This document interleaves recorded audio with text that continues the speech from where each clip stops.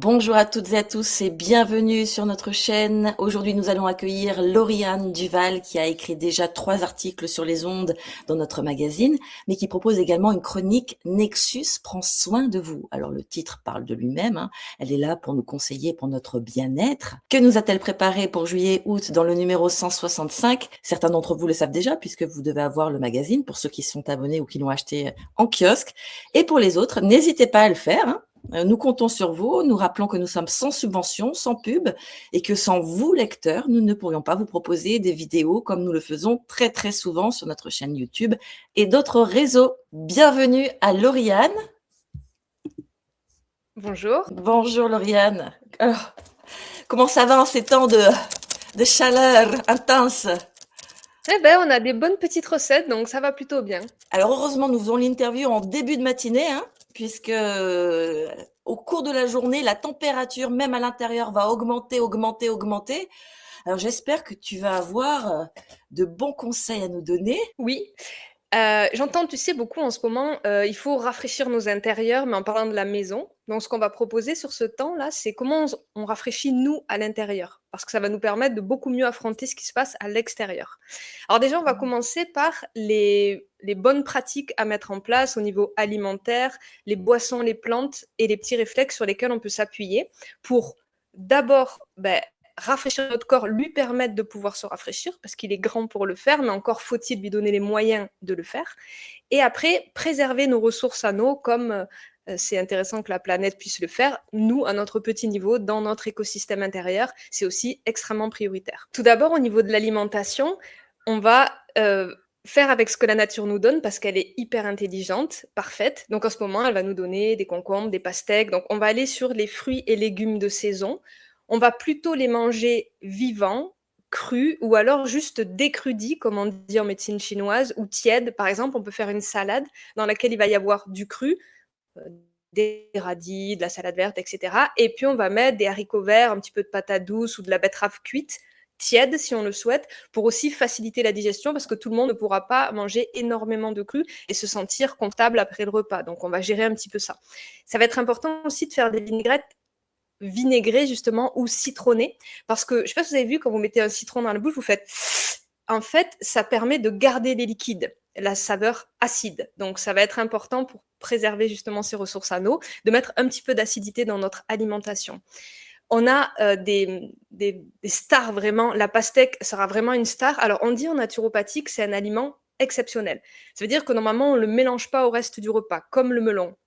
C'est plutôt des choses qu'on va manger, par exemple, 30 minutes avant le repas, à l'apéro, plutôt que prendre de whisky et des crackers.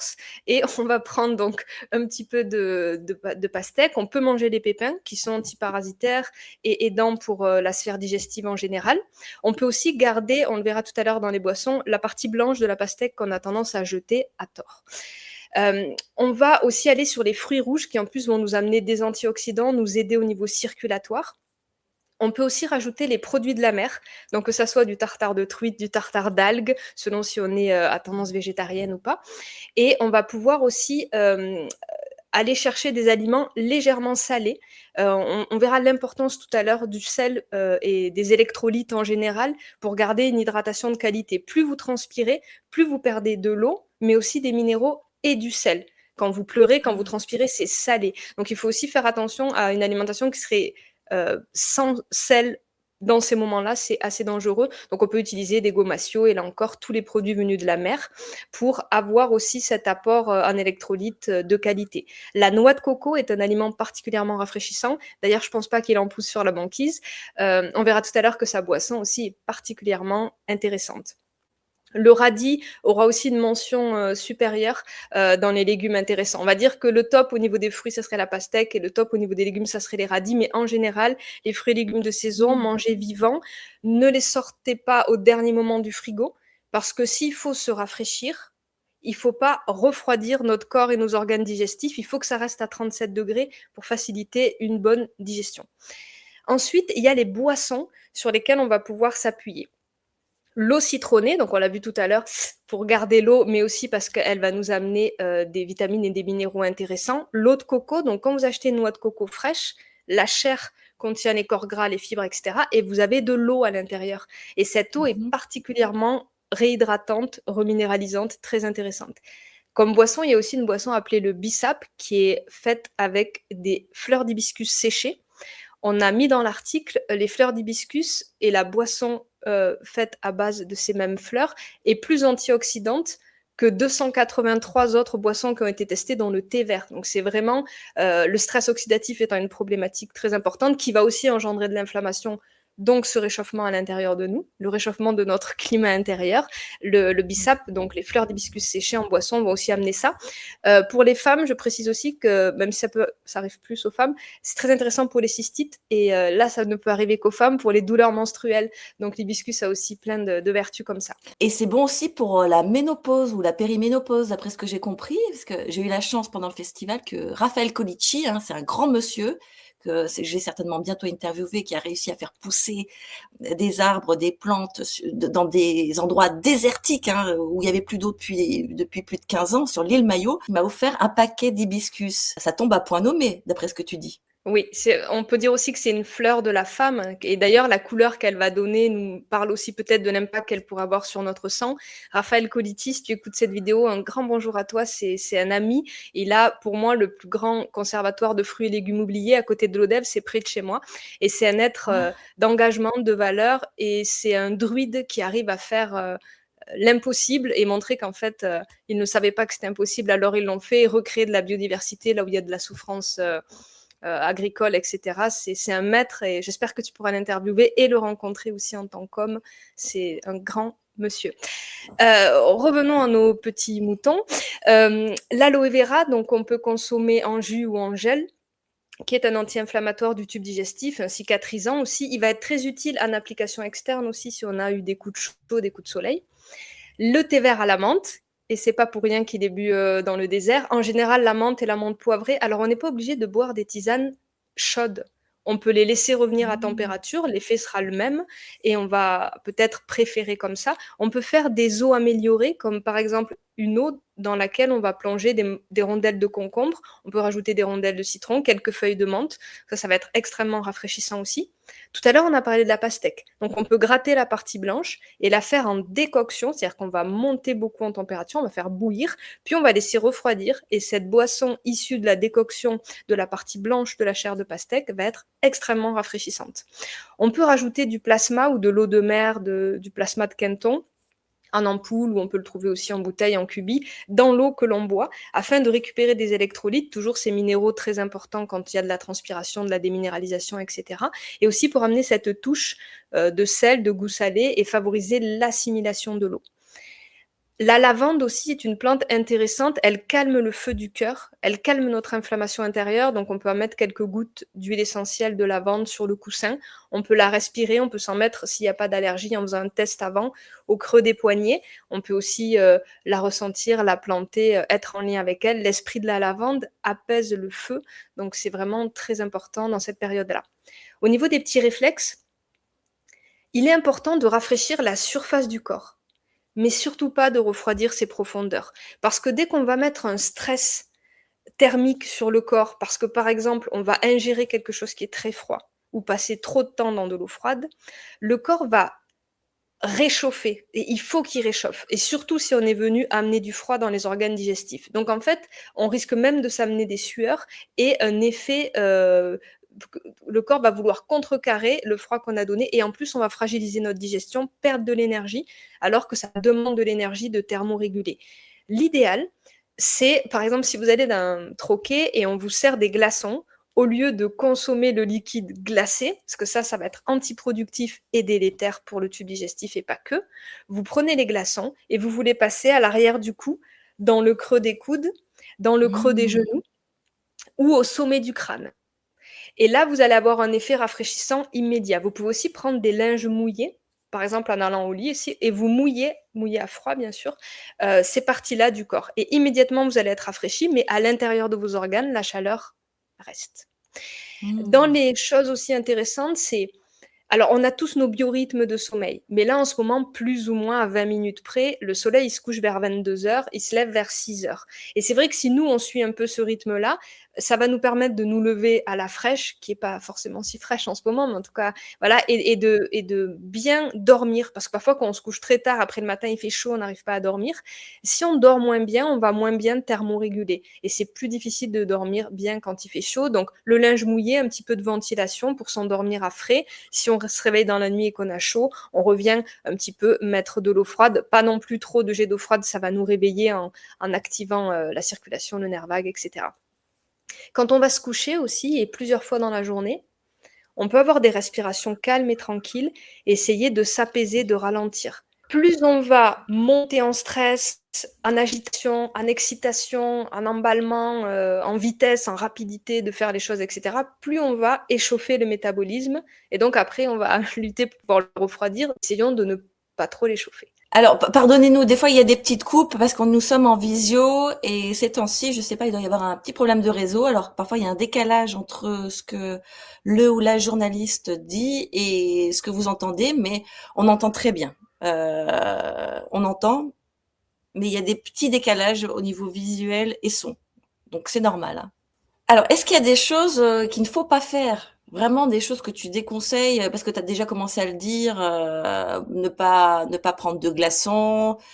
Mais est-ce qu'il y a encore un ou deux points vraiment à éviter? Alors j'espère que j'ai droit à plus que 1 ou 2 parce qu'il y a plein de choses qu'il faut pas faire et que je vois les gens le faire, donc je vais citer ce que je vois le plus dans mon petit village du sud de la France là. Et d'ailleurs, c'est très drôle parce que des fois, moi, je sors en plein après-midi, tu sais, c'est village mort. Ben, les chats, ils sont cachés Ouais. dans des coins, les gens aussi, personne sort. Et moi, je sors et quand je croise quelqu'un, il me dit: «Mais qu'est-ce que tu fais dehors?» Mais je lui dis: «Ben, ça va».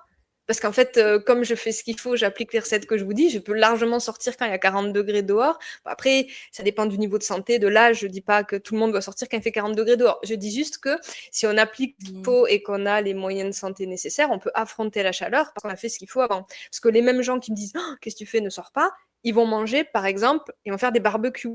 C'est sûr qu'on a envie de faire ça quand il fait chaud dehors, mais ce serait plutôt le barbecue, les trucs bien grillés, les viandes bien grillées, ce serait plutôt un truc à faire quand il fait froid, tu vois. Donc manger des barbecues, boire une Mmh. bière soi-disant rafraîchissante. La bière, c'est sucré, c'est alcoolisé, c'est souvent servi trop froid, c'est tout sauf rafraîchissant. C'est une illusion du moment. Mais derrière, tu vas monter en chauffe. Donc, ils boivent de l'alcool, pas bonne idée. Mmh. Il vaudrait mieux le petit bissap, l'eau tout ce qu'on a dit tout à l'heure. Mmh. Ils vont, manger des soirées pizza, des fois crêpes bretonnes. Non mais justement, c'est pas pour rien que ça se fait en Bretagne. Voilà, tu fais l'expérience. Tu vas manger une pizza ou une crêpe bretonne ou, des viandes grillées que tu mets dans du pain et tout, le pain qui est bien cuit à chaud et tout ça. Derrière, tu vas voir comment tu as soif, comment tu as chaud et puis tu fais un repas comme on l'a évoqué tout à l'heure, salade, pastèque, machin, citronné et tu vas voir comment tu te sens. Dire ça parle, donc les fritures, les choses bien grillées, bien pris à la plancha ou au barbecue. Les choses, tu sais, sèches comme les chips, les crackers, les cracottes, c'est tellement sec que ça va te consommer une eau de dingue à l'intérieur de toi. L'alcool, le café, le chocolat. La glace, donc ça, les gens disent: «Ah, j'ai envie d'une glace». Ça veut dire qu'il ne faut pas manger de glace l'été si ça te fait plaisir et tout ça, à dose raisonnable, mais tu vas déjà donner du fil à retordre à ton tube digestif, entraîner une réaction de surchauffe du corps pour contrecarrer le fait que tu as mis un truc, surtout si tu l'as pas gardé en bouche. La dernière fois, je voyais quelqu'un, il disait: «Oh, j'avale vite parce que ça me fait froid aux dents». Je me suis dit: «Mon Dieu, si tu voyais ce que ça fait à ton estomac». Enfin bon, bref. Donc la Mmh. glace, ouais, pas bonne idée. Les choses sorties du frigo et trop froides, de l'eau glacée, des glaçons. Et dans les mauvaises idées, il y a aussi l'utilisation des épices échauffants, asséchants. Alors, il faut savoir que ça dépend où on est, hein. Mais par exemple, là, moi, je parle sud de France, Occitanie, 30 degrés d'hygrométrie, chaleur sèche. On n'est pas Mmh. dans un climat tropical, 90 ou 100% d'humidité, etc. Eux, il faut qu'ils s'assèchent. Sinon, ils vont peser 100 kilos de rétention d'eau, tu vois. Nous, c'est pas trop le cas. On est déjà largement bien asséché. Donc, si vous commencez à utiliser du gingembre, de la cannelle, choses comme ça, que vous épicez, vous allez encore plus vous assécher. Et pire, parfois, si vous prenez des piments très forts, vous voyez bien que ça fait sortir les liquides du corps. Tu pleures, tu mouches, tu transpires. C'est tout ce qu'on veut pas. Parce que ce qu'on veut pas, c'est perdre du liquide. Pareil, dans les pratiques à éviter, je vois des gens continuer à courir, vouloir transpirer. Alors, je dis pas qu'il faut pas faire de sport intense, mais bah, si je vais te dire, en fait, dans cette période-là, si on garde l'idée de pas perdre trop de liquide et pas s'échauffer, c'est pas le truc à faire. Il vaut mieux faire du yoga, du qigong, du renforcement musculaire doux, de la balade tranquille, de la baignade, des choses comme ça, plutôt qu'aller se faire transpirer. On transpire déjà bien assez, on a du mal à garder nos liquides. Donc essayons plutôt de faire ralentir, aller aussi dans nos profondeurs, un peu comme la nature, elle doit aller chercher l'eau dans la profondeur. Si tu regardes le mouvement du feu, il monte et il s'emballe.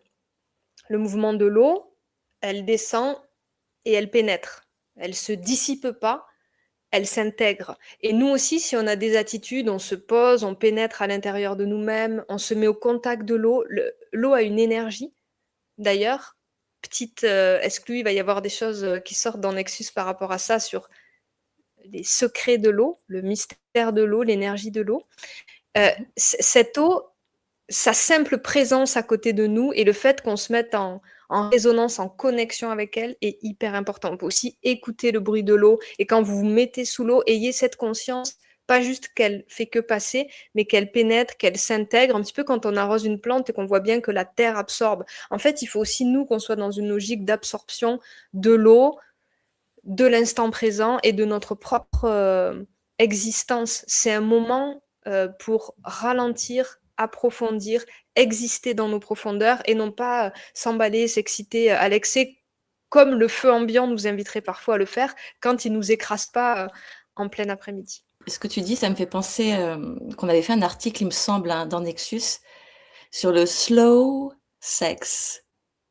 C'est-à-dire qu'on peut faire de l'activité physique, mais très doucement. Donc, je pense que pendant l'été, c'est peut-être le moment aussi. Pardon, c'est ce qui me vient. Bon, enfin bref, je sais pas ce qui me prend. C'est la chaleur. C'est la chaleur, Lauriane. Oh là là. Et c'est très intéressant que tu amènes ça, Estelle, parce que en effet, il y a des gens parfois qui me disent en cabinet, il fait tellement chaud, on n'a même plus envie de faire l'amour. Et c'est bien dommage parce que quelque part, ce feu-là aussi, ce feu sacré du bas-ventre, c'est intéressant de le nourrir, de le partager et de le faire rayonner. Le slow sex va aussi, au niveau du système nerveux et du système hormonal, amener à gagner de l'énergie dans le processus, parce qu'une sexualité qui est vécue déjà pas toujours de façon très harmonieuse et consciente, mais aussi parfois de manière excessivement sportive, va pas permettre une même sensorialité. Donc en fait, on prend beaucoup moins de plaisir et on dépense beaucoup plus d'énergie. Donc là, l'idée, merci Estelle, c'est de faire monter son degré de bien-être et de plaisir pour toutes les libérations, ocytocine, sérotonine, dopamine, qui vont favoriser le sommeil, la thermorégulation, l'équilibre du système nerveux, et en même temps, diminuer la dépense d'énergie et la montée en chaleur pour avoir un résultat encore plus agréable. C'était le conseil sexo de Nexus. Alors, est-ce que tu aurais une petite méditation là pour nous? Qu'est-ce qu'on peut faire pour visualiser un rafraîchissement intérieur? Tu as dit deux mots magiques, méditation et visualisation. Méditer, c'est être avec ce qui est, c'est être en présence. Ça, c'est pas s'asseoir, se mettre le dos super droit et couper le mental ou arrêter les pensées. C'est se mettre en lien avec ce qui est juste là, ici et maintenant. Donc, il y a deux exercices qui peuvent être intéressants. Le premier, ça pourrait être de s'imaginer sous une cascade, une petite rivière de laquelle on pourrait extraire un filet et le faire descendre comme ça, donc les yeux fermés, s'aider du mouvement des mains et faire descendre cette eau qu'on met à la température qu'on veut, plutôt rafraîchissante, sur le sommet du crâne, qui est un endroit vraiment important pour apaiser les yang. Et on va laisser cette eau glisser et l'accompagner avec les mains, la conscience ou la sensation ou tout ça, à descendre le long du corps, en même temps qu'on ralentit l'activité mentale, qu'on respire profondément, amplement et qu'on se laisse descendre dans nos profondeurs, dans ce monde intérieur, dans ce silence intérieur. Et on peut le faire 3 fois, comme aussi une douche qui est aussi purificatrice du mental et de l'émotionnel que ce qu'elle est régénératrice de la présence et de ce qu'elle est rafraîchissante, en essayant aussi de sentir un petit frais à la surface de sa peau, de l'imaginer, de le souhaiter jusqu'à le vivre. On peut faire ça. Un 3e passage, en pleine conscience, se laisser traverser, hydrater, apaiser, rafraîchir par l'eau et puis finir par poser les mains sur le bas-ventre, garder les yeux fermés, respirer profondément en allant bien au bout de l'inspiration et de l'expiration, avec l'inspiration et l'expiration comme une vague, mais très douce, tranquille, comme quand la mer est d'huile, quand le lac est calme. Et on se laisse traverser par cette vague apaisante, rafraîchissante. Et on s'imagine être de l'eau, autant que nécessaire, jusqu'à ce qu'on se sente bien détendu, et amener l'eau jusqu'aux profondeurs de vos os, jusqu'à vous sentir reconnecté à cette partie profonde de vous-même. Nous sommes de l'eau, prenons soin de l'eau, et vivons cet été en conscience que les taoïstes disent « ne rien faire, c'est déjà agir ». Donc l'acte de décider de ne rien faire est un acte à part entière et un acte très salvateur pour cet objectif de vivre en paix ces moments d'été chauds. Merci Lauriane. Là, je me suis retenue de bâiller avec ma bouche grande ouverte, mais là, je crois que je vais aller faire la sieste. Bah, merci Lauriane. Alors, si vous voulez tous les conseils, puis parce que tout n'a pas été dit dans cette interview hein, sur ce qui est écrit dans l'article Nexus prend soin de vous, dans le numéro 165 de juillet-août par Lauriane Duval. Eh bien, vous pouvez vous le procurer en kiosque, en ligne. Vous pouvez vous abonner en précisant que vous voulez commencer par le numéro 165. Vous pouvez aussi l'offrir, même si vous l'avez déjà. Voilà, parce qu'il y a plein de bons conseils pour traverser cette période difficile. Alors, c'est sûr que ces conseils n'arrêteront pas les incendies extérieurs qui ont lieu actuellement. Mais si déjà ça pouvait apaiser ce feu intérieur parfois trop grand en ces périodes chaudes, eh bien, écoutez, ça sera déjà ça. Et gardons bien à l'esprit l'impact de notre propre état sur l'état du monde. Peut-être que si plus de gens calment leur feu, il y aura moins de ravages aussi à l'extérieur. Peut-être. Merci Lauriane et puis à très bientôt. Merci, prenez soin de vous.